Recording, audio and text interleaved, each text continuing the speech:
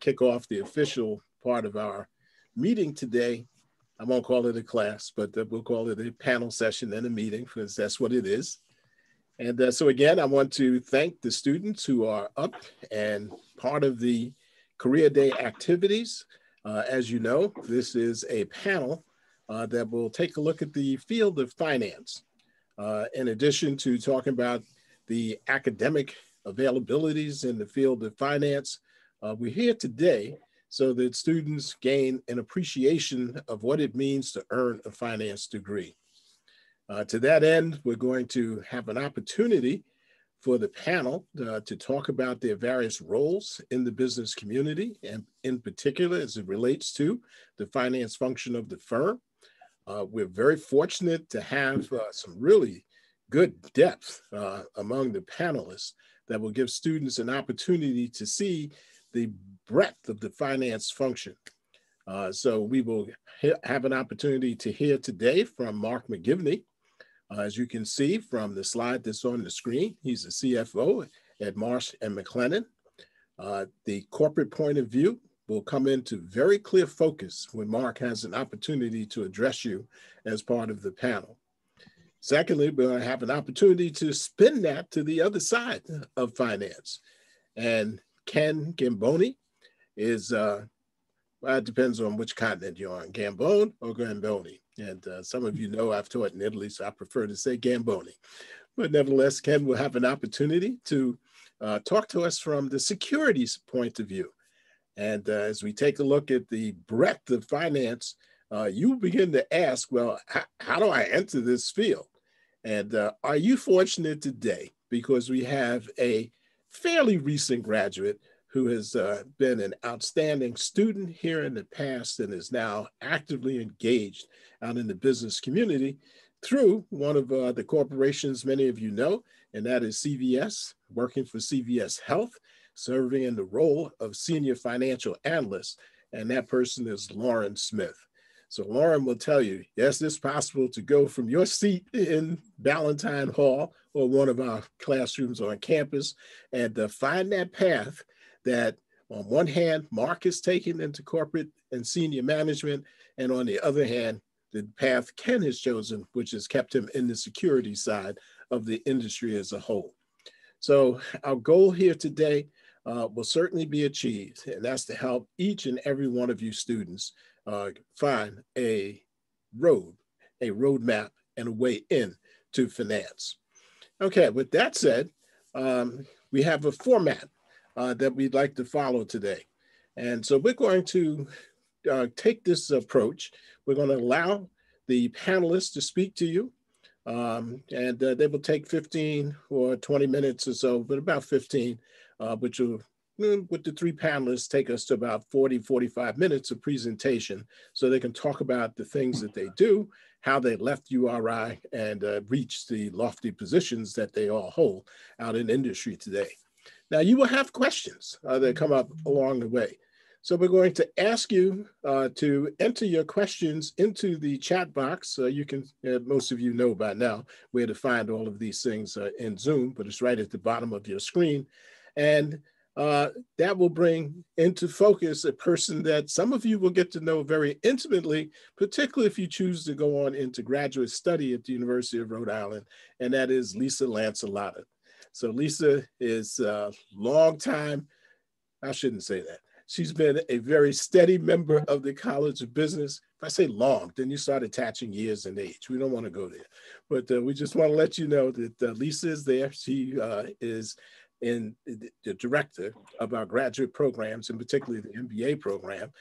So if you choose to go on for graduate study, you and Lisa will become good friends as you wrestle with application and all of the other issues that come up. But Lisa will serve as the technologist today, and that she will be watching the questions that you enter into the chat box. And then at the end of the presentation from our panelists, we will call on you, Lisa will, and you can then repose your question and we can get some direct answers from the panelists. So let me kick off our discussion today with a current event. We all know the world is a little bit chaotic today. And who would have ever thought that a ship would get, turned sideways in the Suez Canal. And but it happened. And it's a huge container ship, which means that there are containers that have deliverable goods that are now stuck in the Suez Canal. Your order from Amazon or for some other retailer could be on that ship, which means that it will be delayed. And if that's the case, and the reports are that there will be delays on shipments into the US as well as into Europe, then there's an impact. There's an impact on the management of corporations because now there's an unexpected event that has taken place that will have a negative impact or potential negative impact on firm performance. I'm going to ask Mark to talk about that side. Then the other side is that if goods are not reached, distributed, and sold, it will impact the sales function of the firm. We've all had accounting, so we know how important it is to manage sales.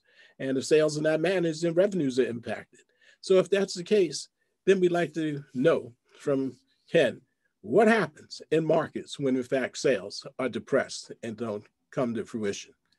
And then lastly, all of that's enough to drive you crazy out in the world. So what is CVS Health going to do to help us, whether it's getting a COVID shot or putting together a system that serves the needs, the total needs of the public in America? So with that, Mark, I'm going to ask you to kick it off on the corporate side. Please unmute, Mark. Zoom, classic Zoom mistake. So sorry about that. Good morning, everybody, and it's so good to see so many folks. And actually, the best part of joining this panel for me is getting to know Lauren, because I'm going to hit her up for an appointment at a CVS location near me at some point when I'm eligible, even if that means declaring residency in Rhode Island when it goes to 16 and up. So anyway, so Gordon, you asked a great question on this Suez Canal. And I guess when I'm looking at that, it brings to life a lot of elements of what we deal with in finance in a large global company. And actually it's close to home for us at Marsh McLennan, because we are the world's largest insurance broker, and insurance comes into play here as well. And Ken will talk about the market, so I'll leave that to him. But I guess one thing to recognize that events like this point out is just how fragile the global supply chains are. There's so much we take for granted. So the world is small, and so companies basically source goods all over the world and depend on all of this transport infrastructure to make these supply chains work. And then you see something like this Suez Canal. If you haven't looked at it, go and read some of the articles about it, because I've learned a ton.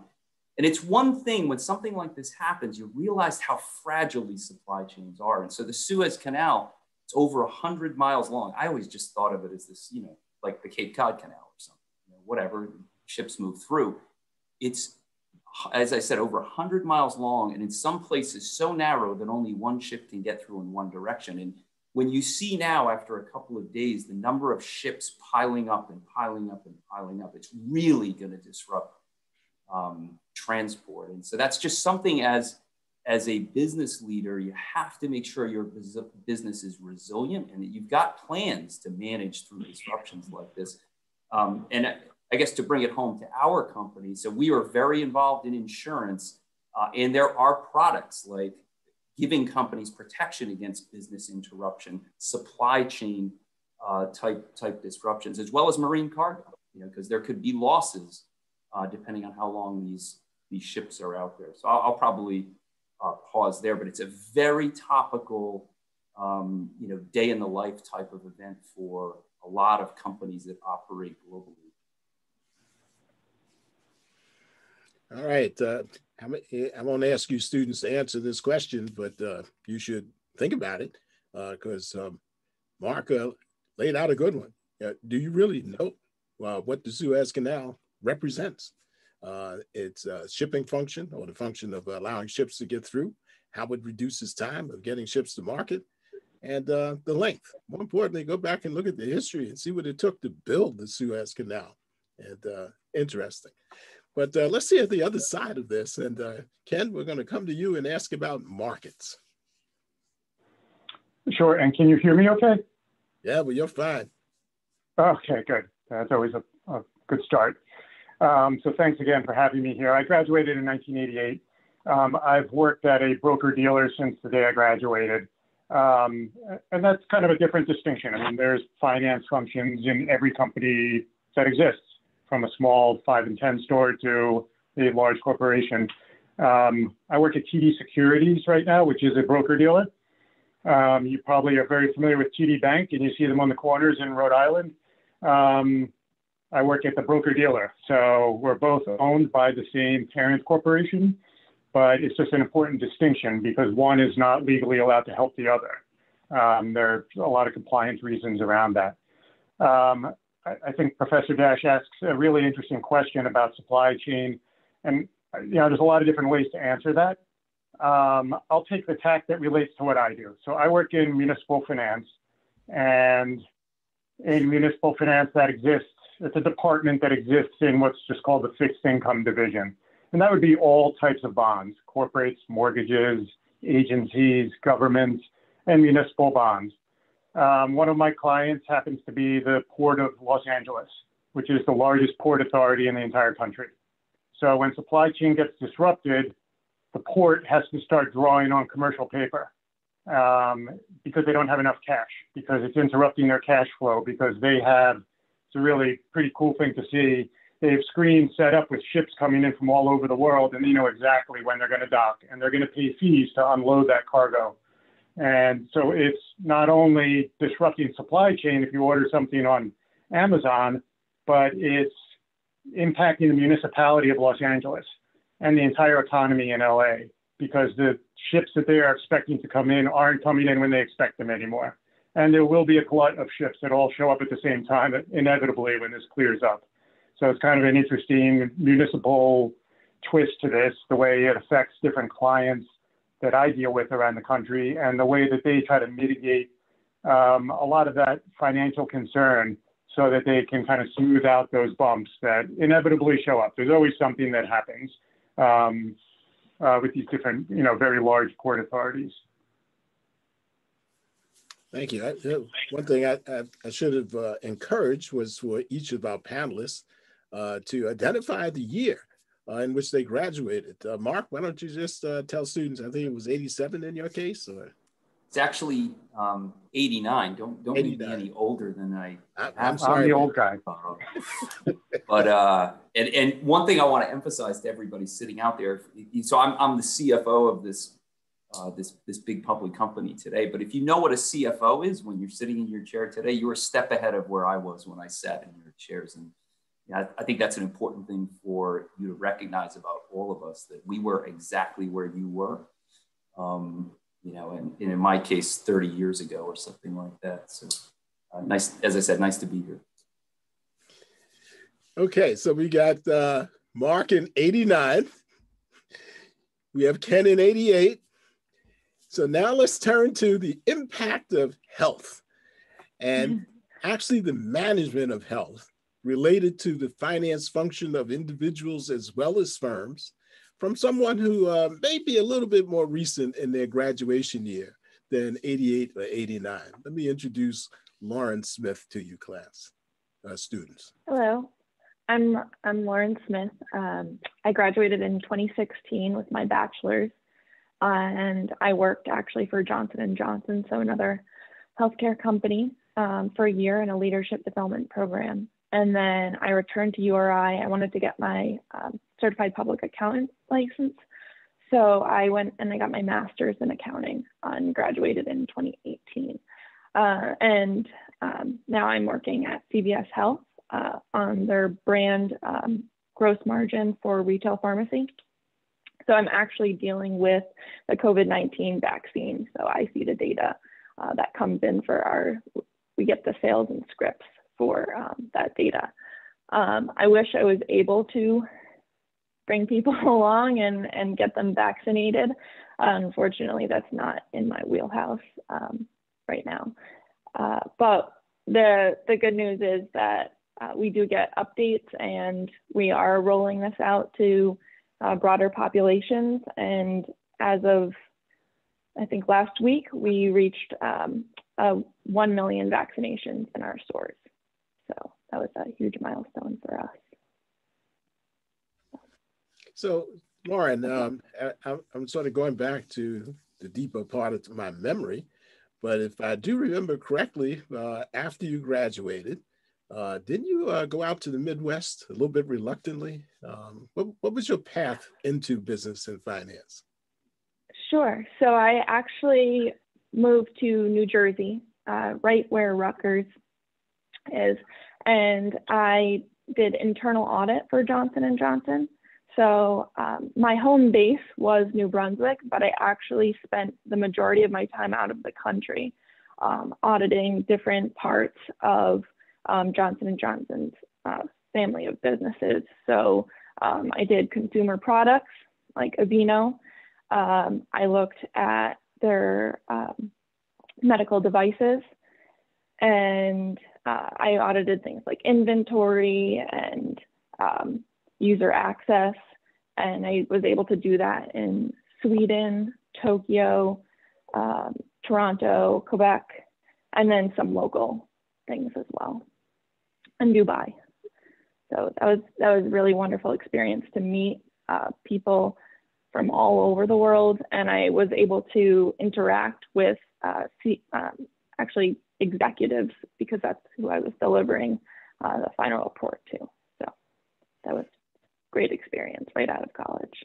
Well, one last question for Lauren. First, I didn't mean to stick you in the Midwest, although some might argue to Jersey you were like being in the Midwest, but we won't get into those puns.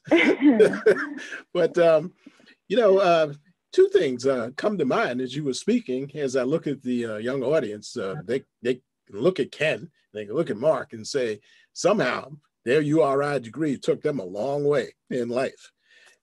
You stepped out the door from New Jersey. You were standing next in the offices of major administrators, if not CEOs, around the world.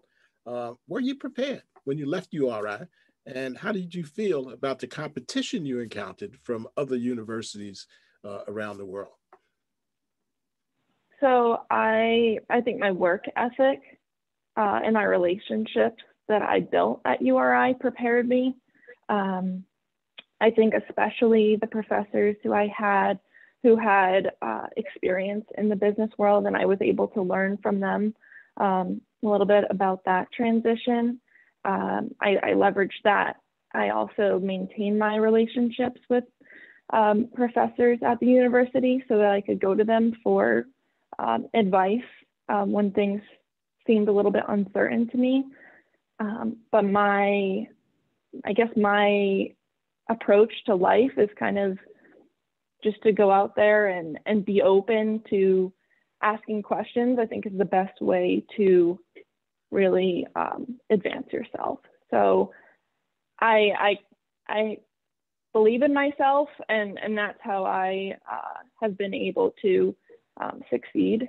And I think something else is just having patience, because you're not going to end up in the CFO position, in 5 to 10 years or even that time. And so, just have patience and confidence in yourself, and maintain the relationships with people at the university.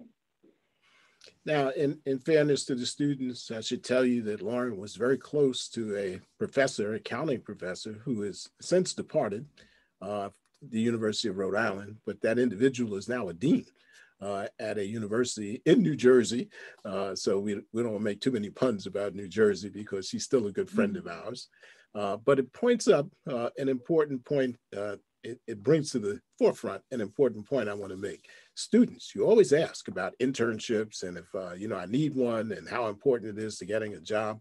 Well, notice that the personal communication between you and your professors, whether it's close or not, but it suggests that you need to have yourself known by one or more professors, because at some point you will need a recommendation. You need someone to vouch for you and what you have done in the classroom.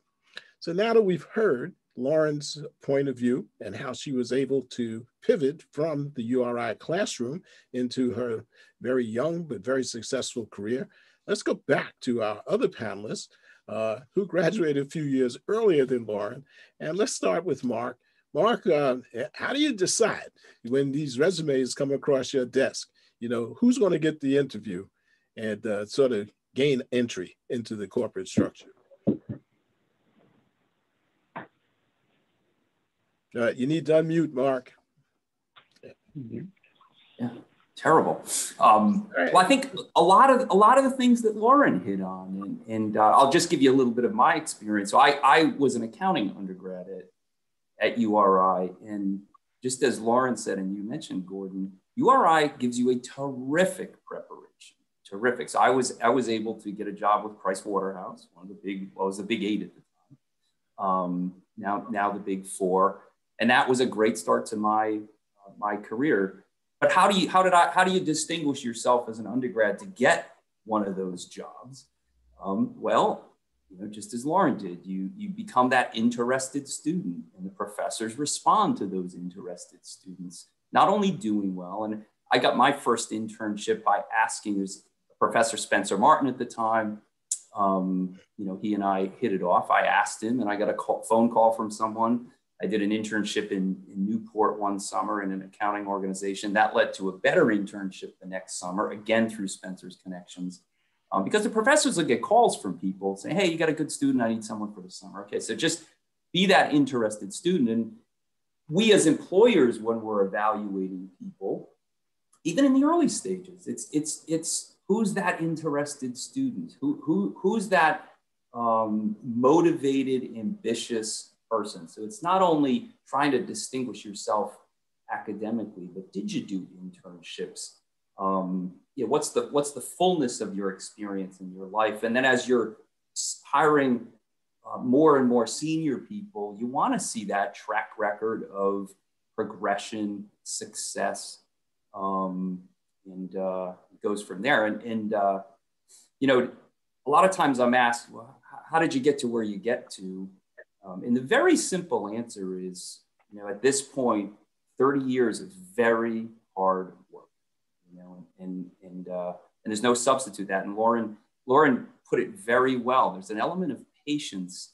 And whether it's an internship, your first job, make the most of the opportunity you have right in front of you. That's your best path. I get frustrated sometimes. I'll talk to even relatively senior people. They'll ask me in reviews, what's my path? Well, your path is to do the job that you have now and do it with distinction. And you'll create your own luck and opportunity out of that, because ultimately I want to surround myself with people that make my life easy.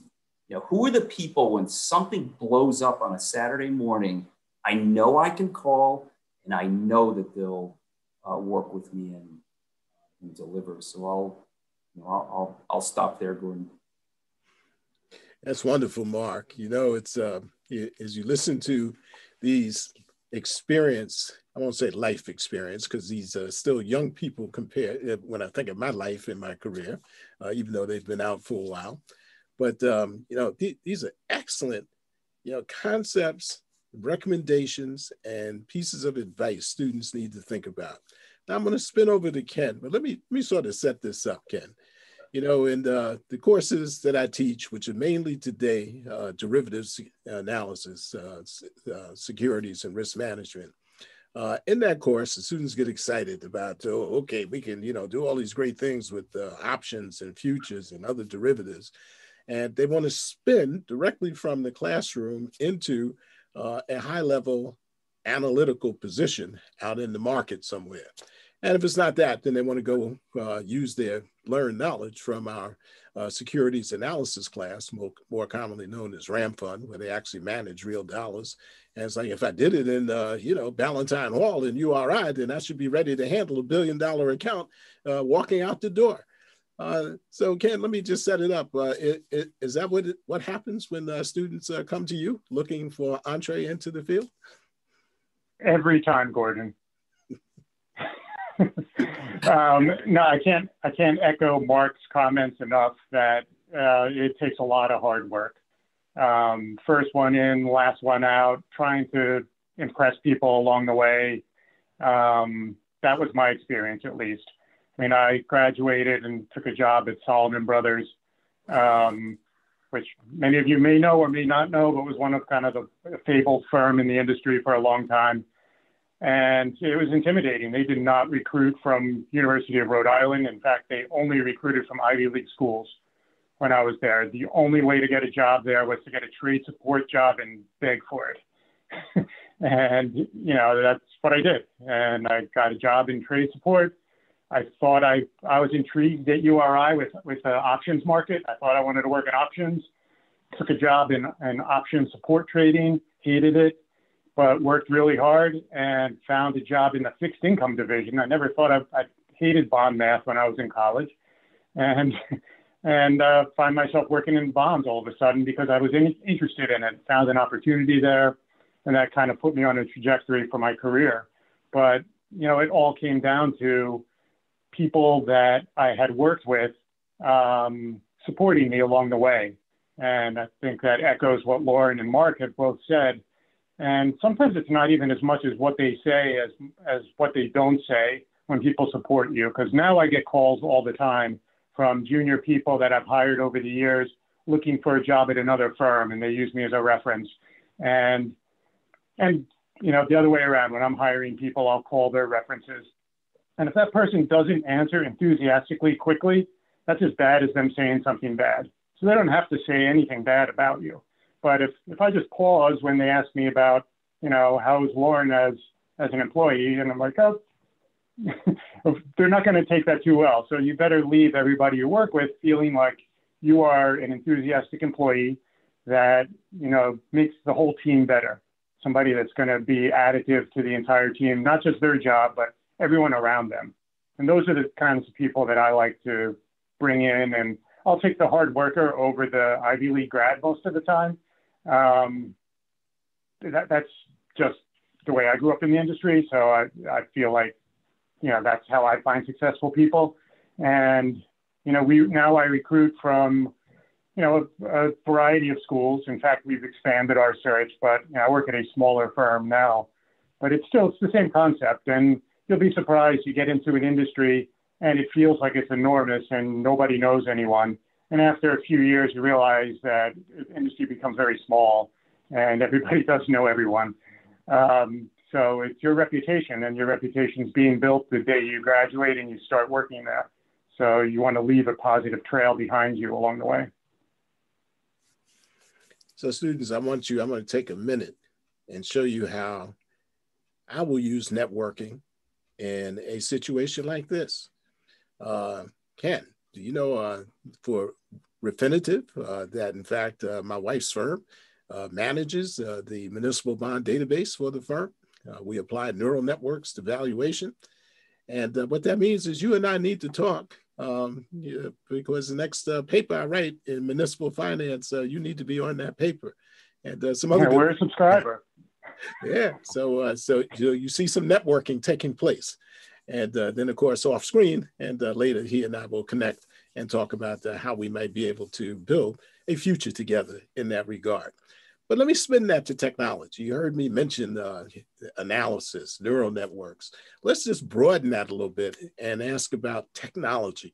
In the College of Business, we have an ongoing discussion about the role of, the traditional business productivity tools like Excel, where the students need to be proficient, at what level.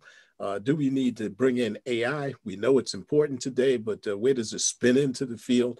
So let me ask each of you, and Lauren, let me ask you to kick this off. Where does technology fit in the process of making that pivot into the business world? What does the student need to tell you?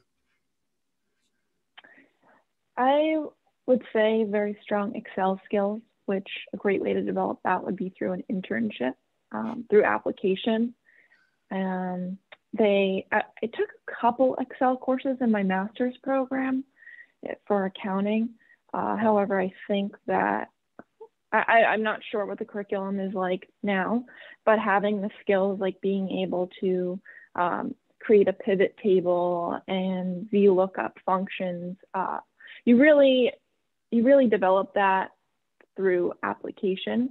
So having those internships, I would say, is very important.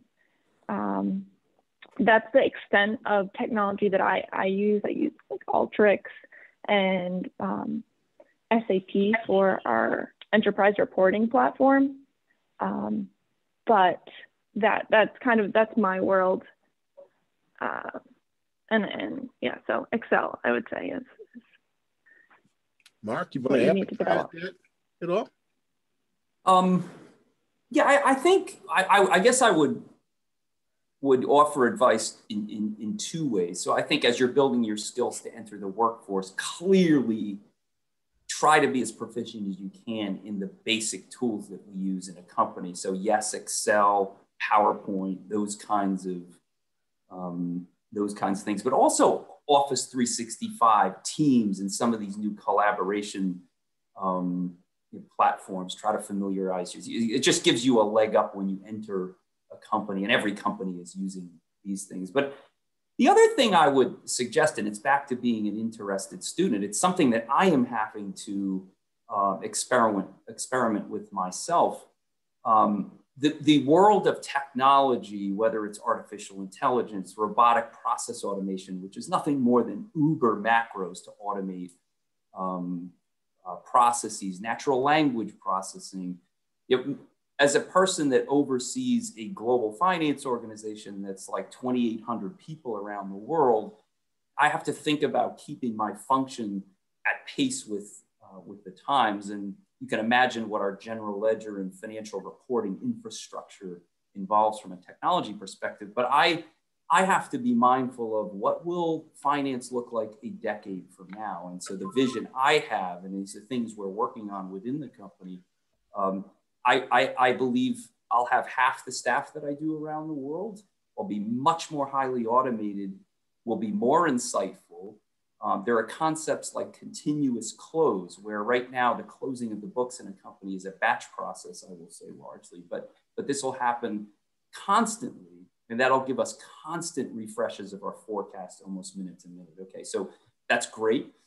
What does it mean for you? I would say try to be the interested student and at least learn about these different concepts, these different technologies as much as you can. I'll never be a technologist, but I am starting. So this summer, we're going to take 10 interns in partnership with a couple of universities with strong tech programs to actually take data scientists, whether graduate or undergraduate, data scientists, and other tech type majors, and just bring them into our finance organization. I don't know what they're going to do, but I just know that over time, more of my finance workforce is going to have to be tech-oriented people. And you're going to have to talk to them. I'm going to have to know how to relate to them. And so I'll never be able to do what they do, but I have to at least understand the power of what technology can mean. And so, as I said, focus on the practical as you're working through your education. But if you have some of that spare capacity, read up on some of these newer innovations in technology, because for as much acceleration in technology development as we've seen over the last couple of decades, it's only going to continue to progress.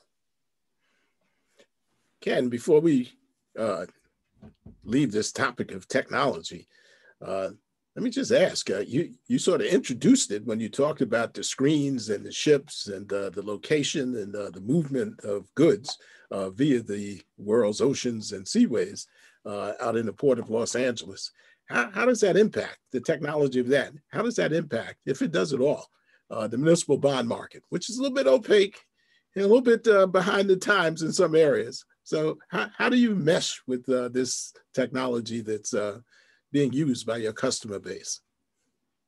Yeah, the muni market is it's quirky is one way to describe it. It's not very clean cut. So municipal bankers like myself will often say, like, I could structure any transaction for any product, but they could never structure a muni deal. Like a corporate investment banker could never do a muni deal, but I could do a corporate deal. Just because of the quirkiness of the way municipals work. There's no 10-year bullets. There are serial bonds, amortizing structures. There are different call features built in. That all creates kind of technology and math problems that an analyst really needs to be able to master. And it doesn't mean that you have to be perfect at it. I think, like Mark said, you just have to be aware of these things going into an interview and really try to do your homework on what that specific industry and job function uses. So, I mean, we use, a lot of Bloomberg, a lot of Excel. First-year analysts are doing a lot of presentations for us. I want to make sure when I have a presentation, I can explain to my analyst what I need in my slide deck, the type of analysis I need them to do, and then have them get it 80, 90% correct on the first draft. And to me, that's a home run if I can get my analyst doing that after a year. Usually it takes a lot more iterations than that. So, yeah, I mean, we use another software called DBC that analysts try to master. I know people that have made a whole career out of being a DBC expert. That is their whole job. They are the expert at these big firms like Goldman, Morgan Stanley, Citigroup, and they sit in an investment banking area and they oversee all the DBC functions because it's so important. You can't get it wrong. So even, analysts that have been promoted to associate, who have been promoted to vice president, will still have their work overseen by their DBC supervisor to make sure that before it goes to a client that all those numbers are actually correct. And that's really imperative, and it kind of shows the importance of getting that right. That it'd be a major black eye to me to go to the Port of LA with a refunding idea and my numbers are wrong. Wow, these are really good responses. But because we have limited time, I'm going to sort of shift the conversation. We'd be remiss not to talk about the concept of sustainability and what that means to the finance function. Because I just sat with the founder and former CEO of CVS, Tom Ryan, for quite a bit of time in regards to a function that will affect all of you, and that's the search for a new president of URI. If you haven't heard, that search has been narrowed to 2 individuals. They haven't announced the names. I don't believe so. So I will leave it at that at this point. But you should be excited. These are 2 really good people that are going to be coming to campus very soon. And if you have an opportunity, you can sign up, you can meet and sort of listen and inquire of these potential presidential nominees. But coming back to sustainability, we often speak in terms of ESG, environmental factors. Think of climate as an example, social factors for the S. And we all know that the United States, the world, is engaged in social movements. I won't mention any one by name, but we all know what those major movements are. And then, of course, G for governance factors and regulation, the bigness of government. You as young people, we worry about leaving you, massive amounts of debt to clean up because debt comes with interest costs. Interest rates are low, but what happens if rates go up? The cost of paying off that debt becomes more expensive. And we just had a $1.9 trillion package, COVID relief package passed. Now being prepared is a $2.5, maybe $3 trillion infrastructure. Well, yes, we want better roads. Our bridges are falling down. But as we look at the concept of sustainability, down to the personal level and up to the nation level of sustainability, Lauren, I'm going to ask you, how does CBS respond to pressures it receives to be engaged with sustainability, whether it's with climate? Maybe that's not the biggest thing for CVS. Maybe it's the social factor, the fact that you have to deal with different parts of the public and provide a good that they all need, but they have different perceptions on it. And then maybe it's government, too much regulation. How does sustainability impact the finance function at CVS Health? Admittedly, I don't feel educated enough to speak on that. My hands are not in that pool. So if I wish I could have had this question to do some research and reach out to some people. I just don't, I'm not touched by that in my function right now. I just don't work Well, that's okay. closely with that. I want the students to hear that, this is the movement and the evolution along the corporate lines. So Lauren is saying that at my current level, that's not my job description at this point, and that's good. It will be one day because she will obviously rise to middle and senior management, so she'll have to deal with it. Although, in the interest of time, I won't press it, but I might rephrase that question to you. You brought up COVID. COVID is as social as it gets. Whether we're listening to, the segments of the population that are most impacted, are they getting the COVID vaccine? If not, how come? And somewhere in that mix is CVS about distribution channels and the like. But we understand what you're saying. And that's an important point to make to students, because you don't start at the top. You got to work your way up. You already heard that's not an easy process. You got to work hard, but you will get there, and you will be expected to have to deal with these policy decisions.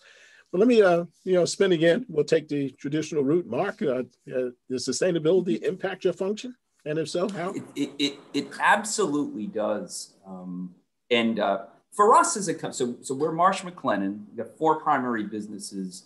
For us, ESG, it's not only an important corporate matter, but it's also an important growth opportunity for us, because we've got one of the largest management consulting firms in Oliver Wyman. We've got a investment consulting, health and benefits and employee consulting business, Mercer, and then obviously Marsh and Guy Carpenter on the insurance side. But from a corporate perspective, as a senior executive of a big company, ESG is very much an issue. It's important to colleagues. It's important to us. And you hear these debates, Milton Friedman, capitalism, the only goal of a company, earn, returns and everything be good. And that is true. And one of the important things these days is it's not only good enough to do well in terms of performance, but you have to do good as a company too. The investment community and the community at large wants to see you be a good company to all stakeholders. The important thing, though, is, and part of my job, and I'll bring it to finance, we are public. We're a $60 billion market cap company. So I spend a lot of my time with investors in the company, so the buy side as well as the sell side analysts. And so there's a lot of validation you have to do on the front line with these investors that hold your stock. And so you have to do both these days. Companies have to both be responsible citizens, corporate citizens, but you also have to deliver performance. At the end of the day, your stock is not going to work unless you deliver strong returns, but that's not good enough anymore. And so we spend a lot of time as an executive team talking about that. We're about next week, we're going to publish our refreshed ESG report, which will detail not only how we are as a corporation in our philosophy around ESG, but all the good work we do for clients. So it's a quote unquote winner issue for our company. Now, because we're relatively clean, we're professional services. Our carbon footprint is very small. It's all about travel and the building footprint, the buildings we occupy. But we've committed to be carbon neutral this year. We've committed to reduce our own emissions over the next, by 2025, by 15%. And we're very out there in terms of social justice, most recently the attacks on the Asian community and things like that. So it is important for companies these days to be all of that. Do good as a company, be a good company, but also deliver strong performance. It really is both. And we're starting to get close to a point where I want to let the students ask questions, but it'd be remiss not to spin sustainability into a concept maybe like green bonds, which is now sort of a buzzword in the municipal industry. But let me just open up this question of sustainability. Before Ken speaks, students, if you have questions, please type them into the chat. We're going to start calling on you. If we don't get anything through chat, then we'll do the best we can to honor a raised hand. But Ken, let me let you respond. Sure, and ESG is a major trend that's only going to get bigger in my industry. In fact, it's created a whole new industry that you may actually be interested in and want to go into, and that is the certification of bonds that are ESG certified. So as a couple examples, I work with a lot of water authorities around the country. These are major infrastructure projects to bring clean water. And they will issue green bonds because almost every water project has a green aspect to it, to be able to bring clean water to communities around the country. There's clean energy projects that, will work on wind farms and solar panels and wave technology, geothermal projects. They can all get kind of a green, clean energy certification. And then there are different housing projects that I'll work on that will be socially certified. So not all of them actually get certified, and that's the interesting thing. So how do the bonds trade? Do the bonds trade better if you have the certification? And if you don't have the certification and you just call it a social bond, does it trade any differently? And if you don't call it anything and you just issue a housing bond, how does that trade? So what's happening is this generation that's coming up right now is frankly a little more social conscious. And we've seen them being catered to by the buy side. So a lot of big bond funds like BlackRock and Fidelity and Vanguard are creating ESG funds. So if you have an ESG fund and you're buying, you have to buy bonds or that they can deem certified, meaning they can trace back the use of proceeds to meet their mission for that fund. And we will try to find the most efficient way to do that as an investment banker. This is great. The depth of response was amazing. We talk a lot about it in the classroom, but to hear it from Mark and Ken, respectively, is just important. I want you also to recognize the importance of Lauren's contribution. Lauren was, trying to offer an apology where none is needed because you're not at that stage where you're working with, sustainability and ESG policy at this point. But think about it this way. Lauren has been trained at URI, then sent out into the world to learn how to not only deal with the American culture, but cultures all around the world and business differences. And her day for worrying about sustainability cannot be far behind, and she will have the requisite background to get the job done and done right. With that, students. Yes, go ahead. I was going to actually offer something at CVS, we do offer something called Community Crew, which encourages members of our company to go out into the community and do community service. We really focus on that. But I actually took some of this extra time that I've had from working from home, and I just started a soup kitchen in Providence. So that's something that I've done outside of my company, but it's kind of been inspired by things I've done in my past and in my company, and I've had my colleagues support me in that. So that's just something that I'm doing on the side of my job to better my community. I'm very happy that you, relayed that information to our panel and all of those in attendance, because that points up a very necessary part of your commitment to life, and that is to give back. And so Lauren has not only educated herself, put her on a path so that she can one day join Mark and Ken at those lofty levels in corporate structure, but notice that giving back is just as important. So Lauren, that was a contribution everyone appreciates, and thank you for your service. Okay, students, you're out there. Do we have questions? We do, Gordon. We do have a first question. Okay. So we call on Michael Sigler. If you want to unmute yourself and ask your question. Yeah, sure. So I was just wondering, how do you stand out at your internship without, other than just performing well?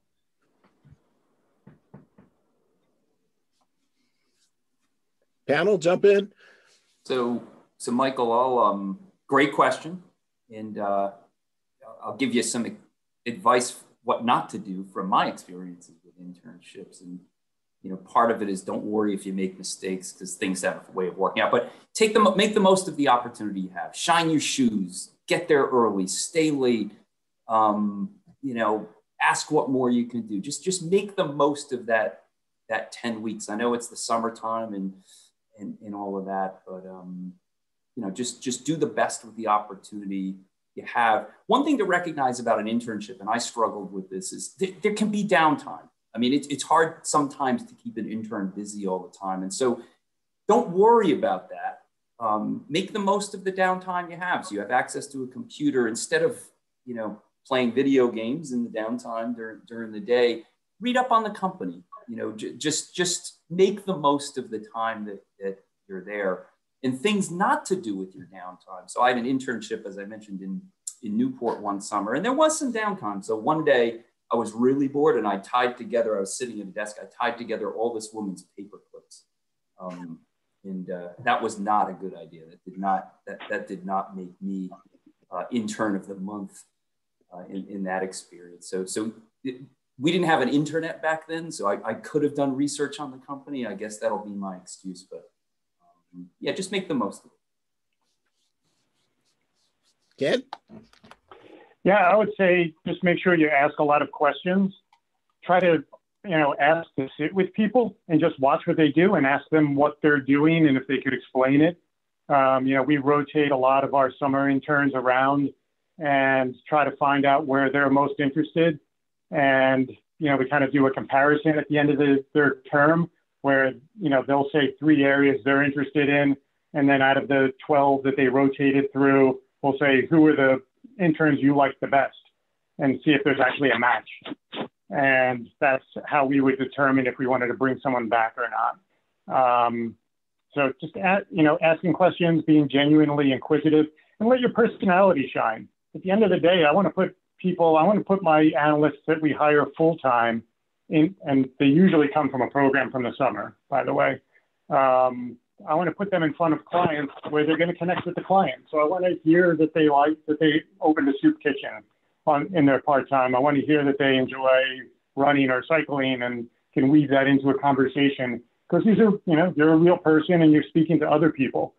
So it's about connecting with people and in different ways. One way is quantitatively, because that's our job, but don't forget that these are interpersonal relationships at the end of the day. I'm going to ask Lauren to comment on this, but before I do, let me set it up this way. Now you know how you will be evaluated potentially as an intern. So what's the preparation at URI? Well, how about it begins in the classroom, when you're assigned to a group and you have to produce a report, no matter which class it is. I have one in my class, 421 derivatives. And as you well know, some groups turn out these outstanding documents. And I argue to students, that should be your calling card. You should be putting that document on Mark's desk, on Ken's desk, on Lauren's desk to show evidence of your ability to not only analyze, but to communicate your results.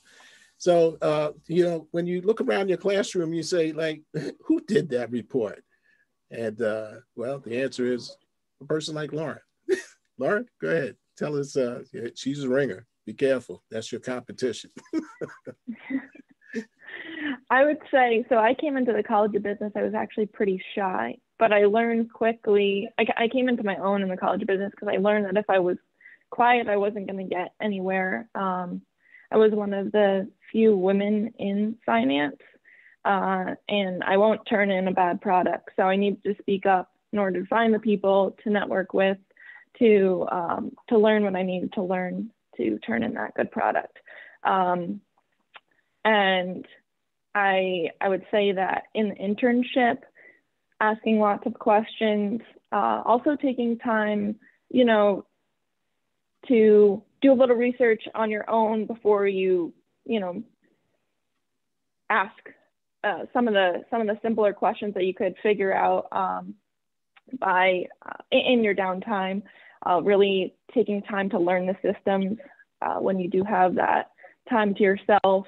I think that learning Outlook is really key as well, and just kind of the intricacies of that, and learning how to be a professional.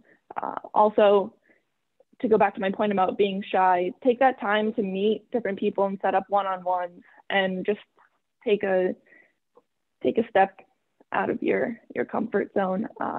You'd be really amazed. You can learn a lot from people. So that would be my advice in an internship. You have really so many opportunities when you are there. So Michael, that was a great question. Lisa, do we have another? It doesn't appear we do, but I think one question I think a lot of students will have is, what career paths actually exist in finance industry? You know, just to talk about, if each panelist can talk about the different options that the students may consider as they're looking towards the finance industry.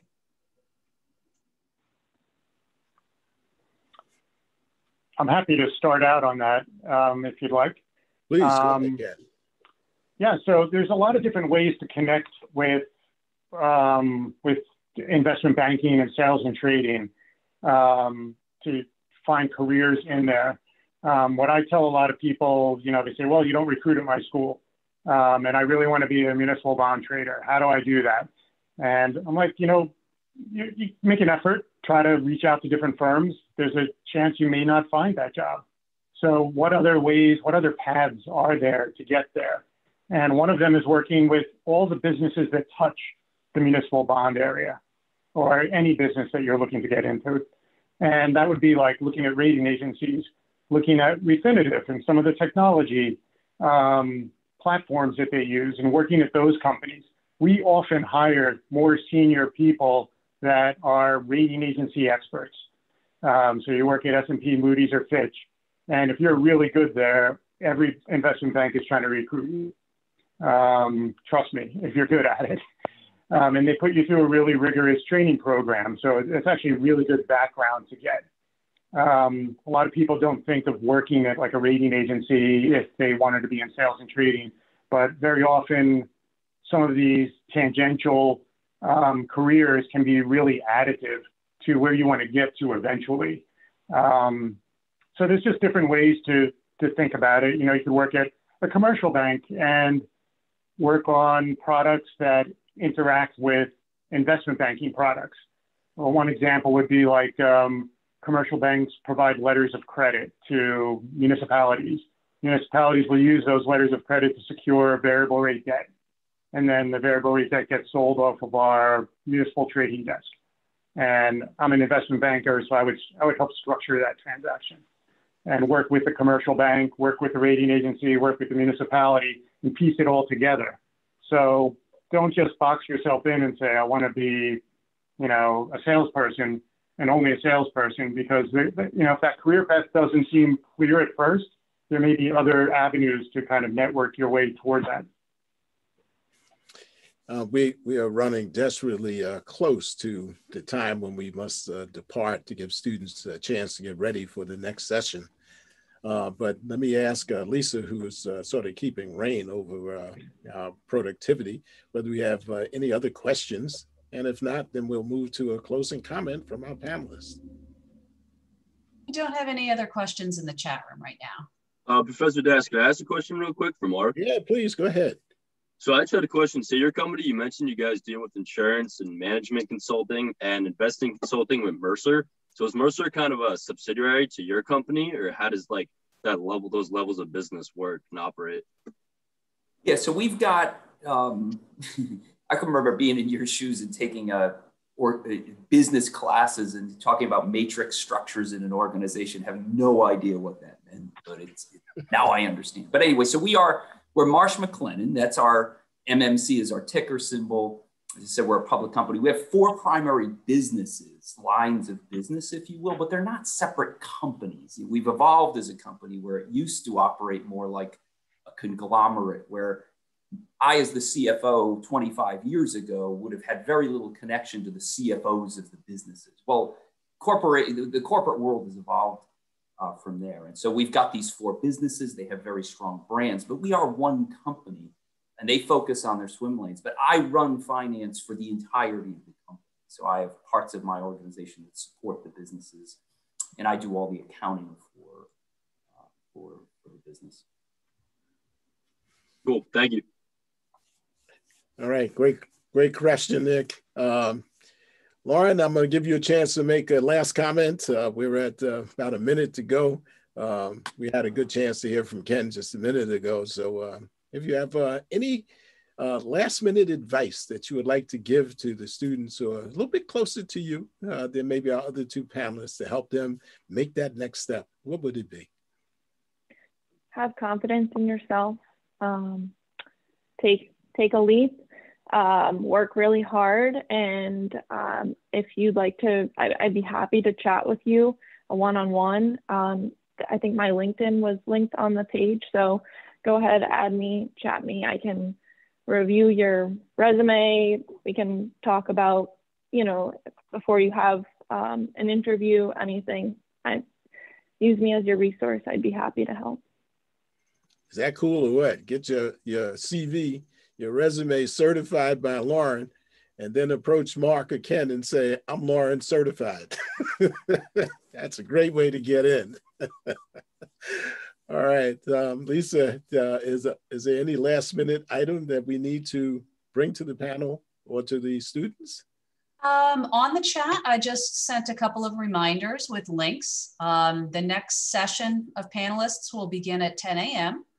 And you can click on the link just like you did for this one for the career day to find the Zoom link to the next panel, as well as the career fair.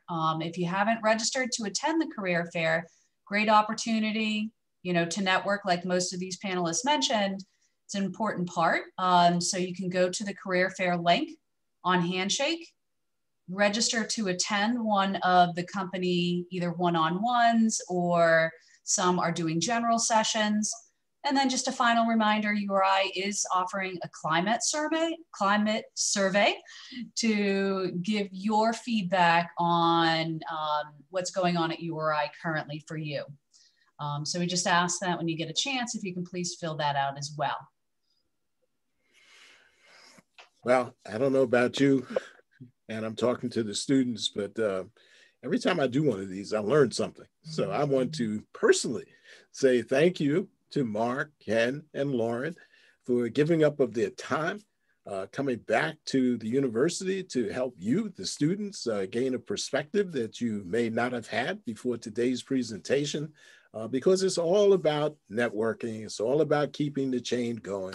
We're not just trying to get you educated for the sake of education, but we want you to go out into the world and make a difference. And so as you begin to contemplate taking advantage of the generous offer that Lauren made to review your CV, Lauren, the only rejoinder I would have is tell them they have to come and help you at the soup kitchen, and then you will be glad to review their CV.